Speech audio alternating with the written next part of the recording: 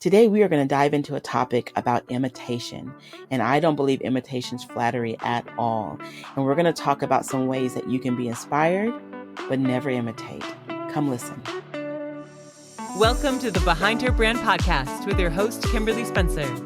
Every week, join Kimberly and her guest for inspiring interviews with passionate business builders, corporate leaders, and catalysts of change.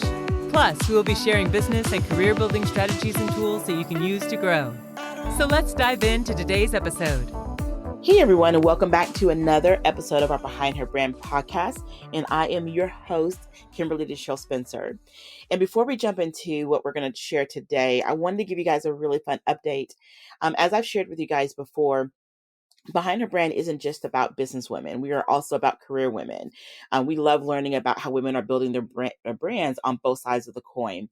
So in the next couple of weeks, we are going to be interviewing some incredible women about how they're building their brands and what it takes to build their careers, their business, what they learned about themselves, pitfalls they've encountered. We're going to be covering so many great topics. And I cannot wait to share that with you because I know most of our podcasts have been really business focused. And that's because obviously I'm a businesswoman, but we are going to be throwing in some incredible women that we're interviewing on the podcast side. And I cannot wait to introduce you to them. So if you have questions or if you have thoughts about what you would love to see featured, reach out to us at info@behindherbrand.net. We would absolutely love to hear from you. So let's jump into what today is all about. And this is a subject area that I know many of you guys can relate to. And it's an area of frustration. It's an area of disappointment. It's even an area of where you just sometimes want to go into a closet and just like scream, like, oh my gosh, I don't get it. Why do people do this?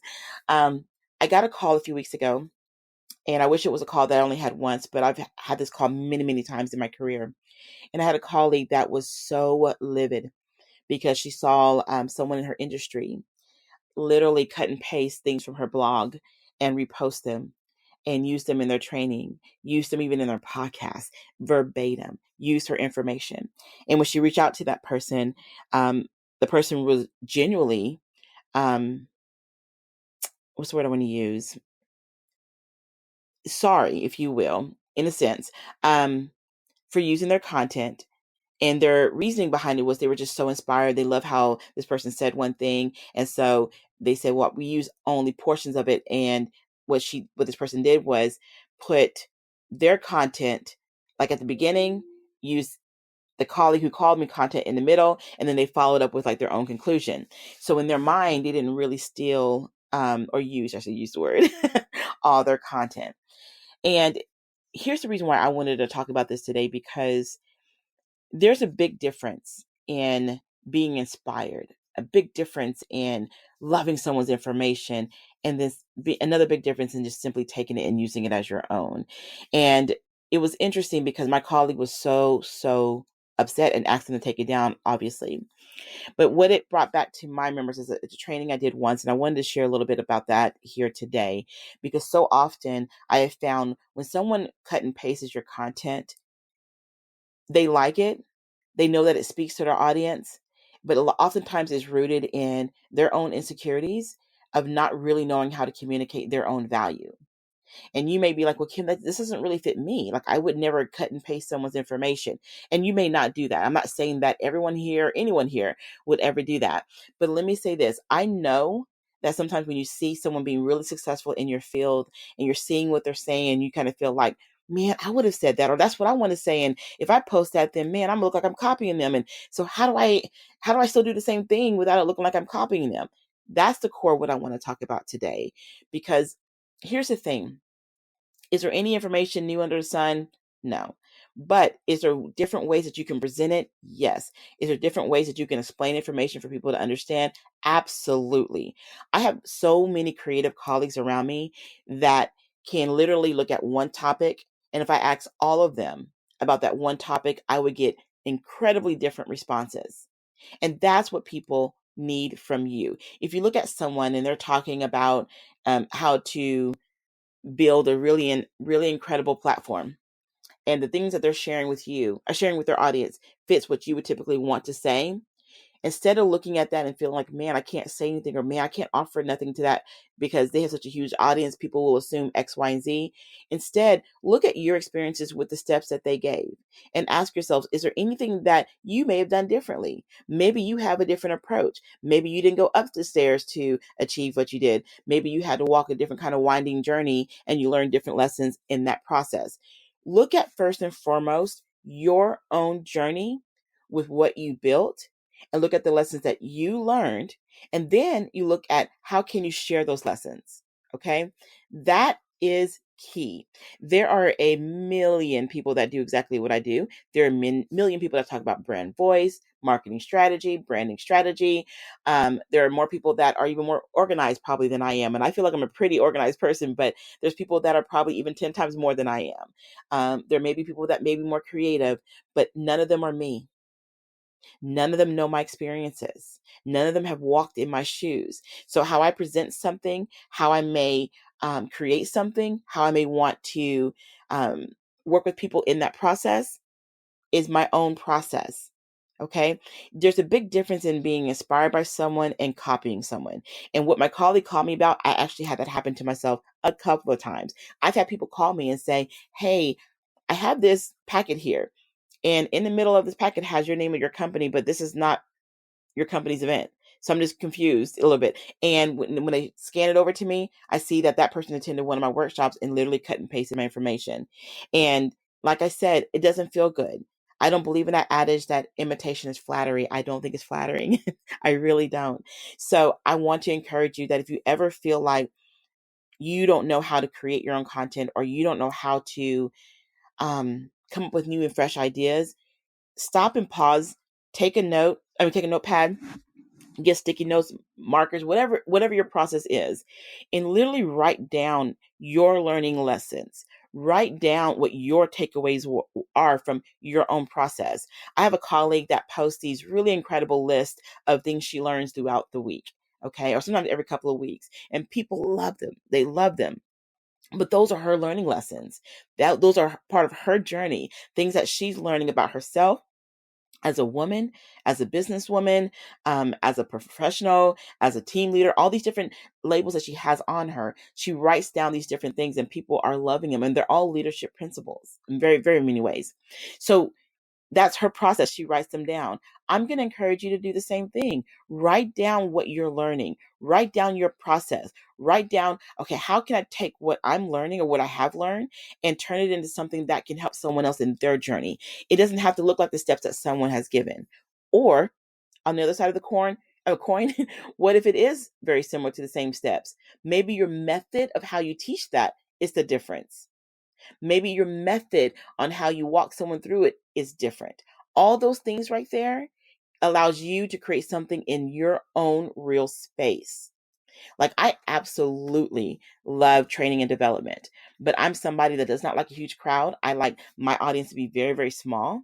I like to have maybe 40, 50 people in the room. And I love to do my trainings where we can walk around. My method is different than some. I also like taking women to the beach and I love learning in an environment that's really creative and relaxing and enjoyable. And that's my process, because that's what I do for myself. I love being able to be in places that encourage me and inspire me. So your method may be different and it may not look the same. And that is one of your points of differentiation. Okay. So I'll end it on this. If you take nothing away from this podcast, be inspired. It's okay to look at people in your industry and be like, man, they're doing a really great job. It's okay to say, you know what, I love that they use a lot of color. Look at your own stuff and ask yourself, is there anything visually I can do different?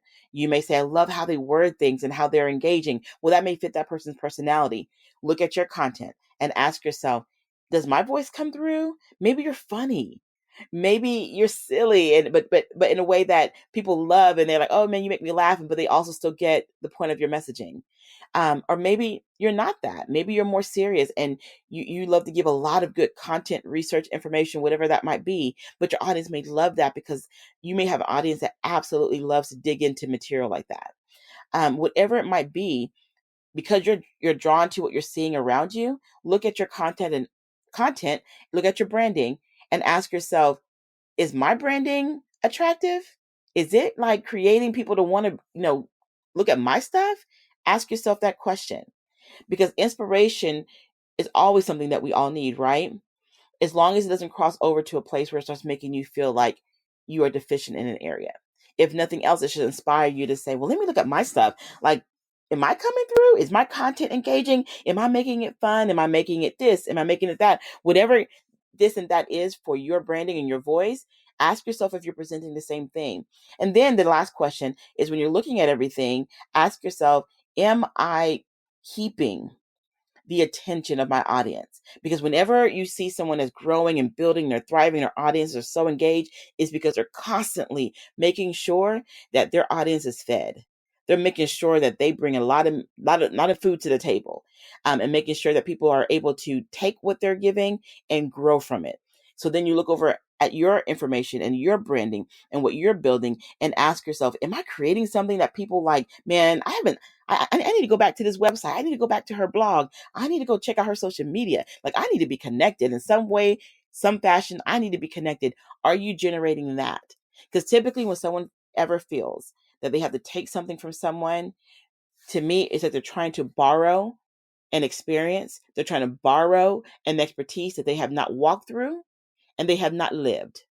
So whenever you try to replicate that, it's very hard to replicate it. It just is. You can paste it, you can post it, you can print it out, you can send it out to people, but it's going to be a hard thing to teach something you haven't walked through. Okay? So you want to make sure that your inspiration fuels you and doesn't deplete you. And the last and final thing that I'll say is this. If you really want to be inspired, don't look necessarily only at the people in your industry. Look in other industries. I love looking into other industries and seeing how they do things, because it fuels me to be creative in different ways. That's where I love to get my inspiration the most. I love to go environments that keep me really relaxed, creatively charged up. I find ways to keep my mind in a place of creativity so that I can always keep my marketing, my branding fresh. And I'm going to encourage you to do the same thing. Because like I said in the beginning, imitation is not flattery. It really isn't. Because no one wants to be an imitator, right? You want to be someone that's original, creative, and stand in your own place, in your own voice. And you can do just that. So I want to encourage you that if you feel like, man, I keep looking at everybody else and I just need to figure out how come I keep doing that. Like, what is it about my brand that's not creating what I'm seeing in these other spots here? And look at that as fuel and walk through the 3 areas that I mentioned, okay? So thank you guys again for joining us for another episode of Behind Her Brand podcast. And as I mentioned earlier, I am your host, Kimberly DeShields-Spencer. And you can learn more about us at www.behindherbrand.net.